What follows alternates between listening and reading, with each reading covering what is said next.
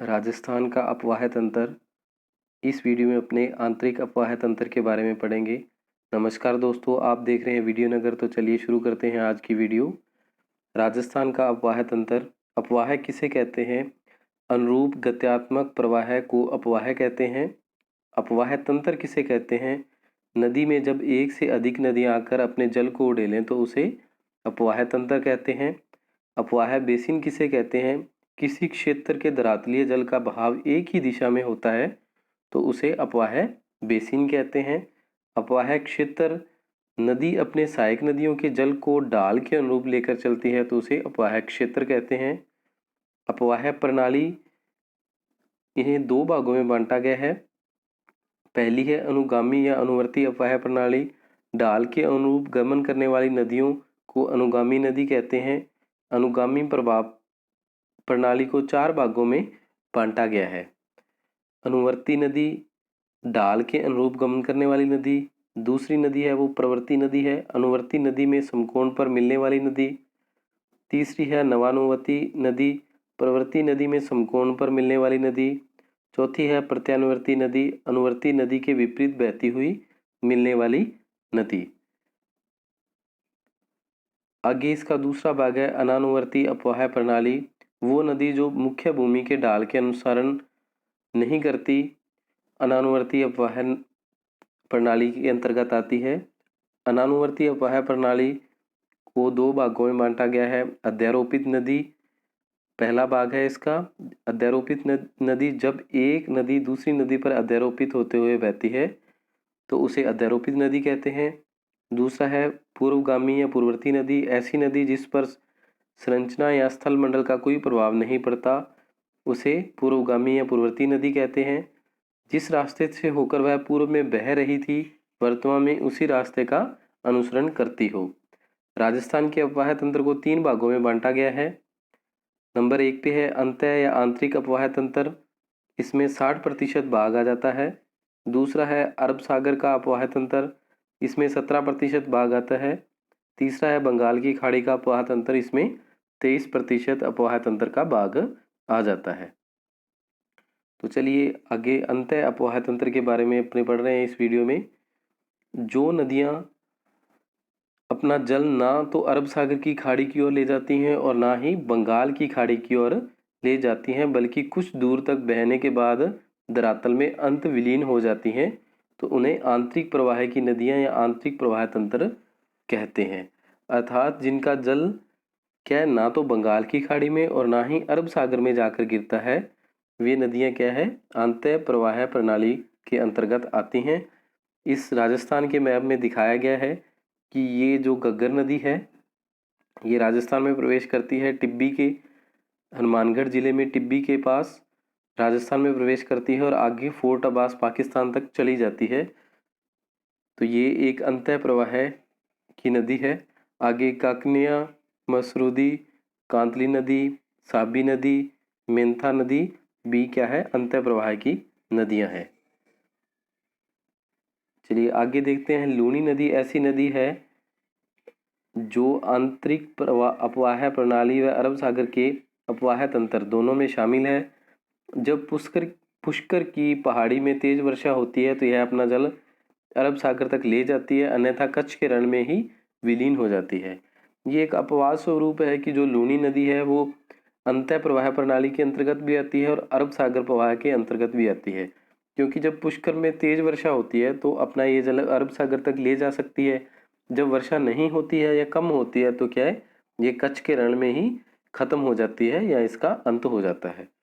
बाणगंगा नदी पूर्व में सदानीरा नदी थी, लेकिन वर्तमान में इसे आंतरिक अपवाह प्रणाली में शामिल कर लिया गया है। यह एकमात्र ऐसी नदी है जो प्रत्यक्ष यमुना में मिलती थी। यह जयपुर, दौसा व भरतपुर से होकर बहती थी।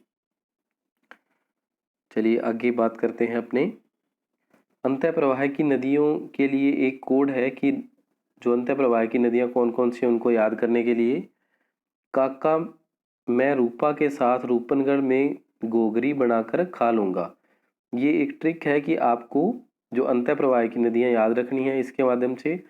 काका मैं रूपा के साथ रूपनगढ़ में गोगरी बनाकर खा लूँगा। तो सबसे पहले कोड दिया गया है, उसके बाद नदी का नाम, नदी का उद्गम स्थल और नदी का अंत कहाँ पर होता है। तो काकन्या नदी जैसलमेर के कोटारी गांव से इसका उद्गम स्थल है और भुज जिले जैसलमेर में इसका अंत है। आगे है कांतली नदी, खंडेला की पहाड़ी सीकर से निकलती है ये और चूरू की सीमा पर अंत है इसका। मेंथा नदी मनोहरपुर की पहाड़ी जयपुर से निकलती है और सांबर झील में जाके ये विलीन हो जाती है, यहाँ इसका अंत है। रूपरेला नदी उदयनाथ की पहाड़ी अलवर से निकलती है और भरतपुर में जाकर खत्म हो जाती है। साबी नदी सेवर की पहाड़ी जयपुर से निकलती है और पटौदी हरियाणा में जाकर खत्म हो जाती है। रूपनगढ़ का नाला रूपनगढ़ अजमेर से निकलती है और सांबर झील में जाकर विलीन हो जाती है। आगे मैं है वो क्या है, साइलेंट है। फिर आगे है घग्गर नदी, ये शिवालिक की पहाड़ियाँ हिमाचल प्रदेश से निकलती है और राजस्थान में सूरतगढ़ गंगानगर में जाकर विलीन हो जाती है। कभी कभी जब बाढ़ की स्थिति पैदा हो जाती है तो इसका जल क्या है वो पाकिस्तान के फोर्ट अब्बास तक भी चला जाता है, परंतु सदैव नहीं जाता, जब बाढ़ की स्थिति उत्पन्न होती है तब ही जाता है। आगे नदी है बाणगंगा नदी, बीजक की पहाड़ियाँ बेराट से यह निकलती है और जयपुर जमरावगढ़ तक जाती है। कर भी आगे साइलेंट है। खारी नदी है या खारा नाला, ये जयपुर से निकलती है और सांबर झील तक जाती है।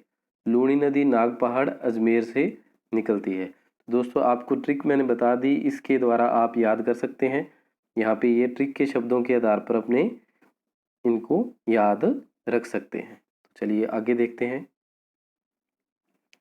घग्गर नदी, इसका जो उद्गम स्थल है कालका शिवालिक श्रेणी की जो पहाड़ियाँ हैं हिमाचल प्रदेश से होता है।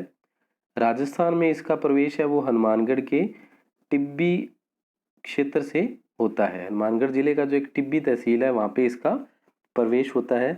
राजस्थान में इसके बहाव वाले जो जिले हैं वो गंगानगर और हनुमानगढ़ जिले हैं। घग्गर के अपाह क्षेत्र को राजस्थान में नाली के नाम से जानते हैं और पाकिस्तान में हकरा के नाम से जाना जाता है। यानी कि इसको जो स्थानीय भाषा में क्या कहा जाता है, नाली कहा जाता है और पाकिस्तान में हकरा कहा जाता है। इस नदी के किनारे जो सभ्यता स्थल है वो कालीबंगा है। यह एक गांव है हनुमानगढ़ जिले का जो पीलीबंगा रंग महल में स्थित है। बाढ़ की स्थिति में जो जल है इसका पाकिस्तान के फोर्ट अब्बास तक पहुंच जाता है। कहाँ पर पहुंच जाता है, पाकिस्तान के फोर्ट अब्बास तक पहुंच जाता है। मनुस्मृति में इस नदी के प्रदेश को ब्रह्मवर्त कहा गया है। अवशेष है ये सरस्वती नदी का अवशेष है। सरस्वती नदी की खोज 1896 में C.S. ओल्थम ने की थी।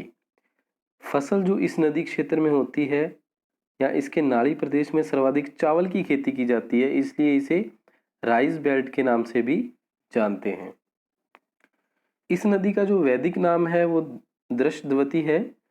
उपनाम इस नदी के हैं जो मृत नदी, नट नदी और सोतर नदी इस नदी के ऊपर जो उपनाम है या अन्य नाम है। इस नदी की कुल लंबाई 465 किलोमीटर है। घग्गर का मैदान वग्गी के नाम से भी जाना जाता है। चलिए आगे बात करते हैं बाणगंगा नदी के बारे में। इसका उद्गम बीजक की पहाड़ियों जयपुर से होता है। इसके जो अन्य नाम हैं अर्जुन की गंगा, बाणगंगा, रुंडती नदी के नाम से भी इसे जाना जाता है। किसे, बाणगंगा नदी को। बहाव का क्षेत्र है, इसे क्या कहा जाता है, तला कहा जाता है, इसलिए इसे तला नदी भी कहते हैं। इस पे जो बांध है जमवारामगढ़ 1903 में राम सिंह जित्ते ने बनाया था। बांध से जो पेयजल है वो जयपुर को मिलता है। इसकी जो कुल लंबाई है 380 किलोमीटर है। सभ्यता इसके किनारे जो बसी हुई है वो विराटनगर है। विशेषता है जो इस नदी की, बाणगंगा नदी की, वो राजस्थान की एकमात्र ऐसी नदी है जो सीधा अपना जल यमुना में ले जाती है। यमुना में मिलन इसका फतेहाबाद के पास उत्तर प्रदेश में होता है। बहाव के जिले इसके जयपुर, दौसा और भरतपुर हैं।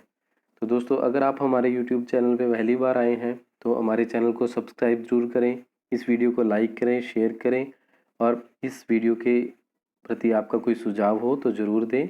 हम आपके लिए ऐसी ही और वीडियो रोज़ाना लेकर आते रहेंगे। धन्यवाद।